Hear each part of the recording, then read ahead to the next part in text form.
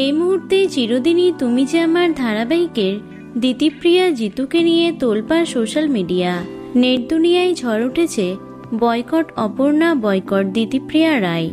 এই ঝামেলার জেরে প্রশ্নের মুখে পড়েছিল চিরদিনই তুমি যে আমার ধারাবাহিকের ভবিষ্যৎ। তবে এবার সবচেয়ে খারাপ খবরটি সামনে এলো।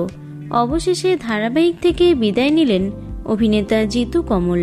তাকে আর দেখা যাবে না আর্যর চরিত্রে। তার পরিবর্তে আর্য চরিত্রে দেখা যাবে নতুন অভিনেতাকে। কে তিনি, চলো জেনে নিই। জিতু দিতিপ্রিয়ার ঝামেলার সমাধান খুঁজতে এক মিটিংয়ের আয়োজন করেছিলেন প্রযোজনা সংস্থা। দুজনকে মুখোমুখি বসিয়ে 3 ঘন্টা আলোচনা করার পরেও কোনো রকম সমাধান পাওয়া যায়নি।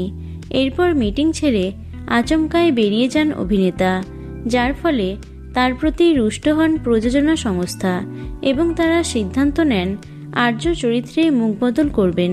বর্তমানে এই মেগায় চলছিল টানটান পর্ব। সামনেই আর্য অপর্ণার বিয়ের ট্র্যাকও আসছিল, যা নিয়ে ভীষণই এক্সাইটেড ছিলেন দর্শকরা। তবে তার মাঝেই এই বিপত্তি। অবশেষে ধারাবাহিক থেকে সরে দাঁড়ালেন অভিনেতা জিতু কমল। শোনা যাচ্ছে এই ধারাবাহিকে অভিনেতা জিতু কমলের পরিবর্তে প্রধান মুখ হিসেবে দেখা যেতে পারে অভিনেতা রণজয় বিষ্ণুকে।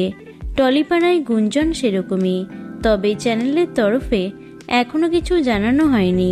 খুব শীঘ্রই সবটা সামনে আসবে। প্রসঙ্গত, জিতু একের পর এক ইঙ্গিতপূর্ণ পোস্ট করছেন সোশ্যাল মিডিয়ায়, যেখানে একটি ছবির ওপর লেখা মানুষ মৃত্যুর চেয়েও বদনামকে বেশি ভয় করে। পরেরটিতে লেখা এত ভালো অভিজ্ঞতার জন্য অনেক ধন্যবাদ, কিন্তু এটা তোমার জয় নয়, বরং তোমার অভিশপ্ত জীবনের এটাই শুরু।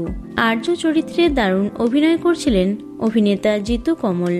সেই চরিত্রে মুখ বদল মানতে নারাজ ভক্তরা। নায়কের পরিবর্তনে যে ধারাবাহিকের জনপ্রিয়তা অনেকাংশে কমবে তা আর বলার অপেক্ষা রাখে না। তো বন্ধুরা, এই বিষয়ে তোমাদের কি মতামত অবশ্যই কমেন্টে জানিও। ভিডিওটি লাইক এবং শেয়ার করো। এছাড়াও টলি দুনিয়ার অন্যান্য খবর পেতে চ্যানেলটি অবশ্যই সাবস্ক্রাইব করে রেখো। ধন্যবাদ।